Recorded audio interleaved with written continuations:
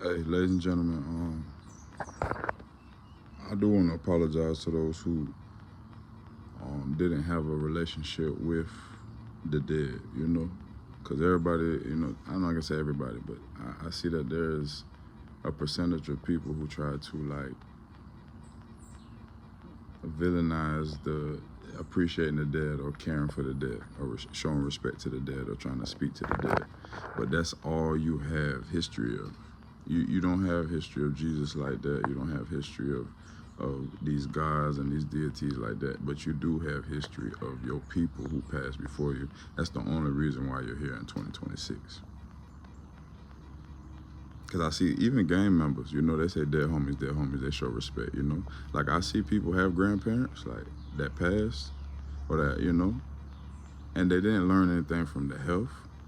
They didn't learn anything on how to sustain themselves, and they didn't even really have any good memories with them. Like, some people can talk about what their grandparents did. Oh, they were in the army, they were a firefighter, they served as a police officer, law enforcement.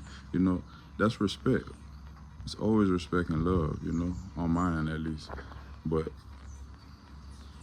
the dead should be appreciated. The dead should be remembered and spoken of. I didn't have a grandfather, Well, I didn't know my grandfather, excuse me. But I knew my grandma, and I still bring her up to this day on how she used to talk to me, stuff she used to say, her sayings, But I see some people are like dead inside, and they don't know their past. They don't know their own people. They don't want to know their own people who are still alive, and it's like you're bound to repeat, You should at least be learning from them if you don't even want to have a relationship with them. That makes sense? So, yeah, I just, wanted to apologize and say, I'm sad about that.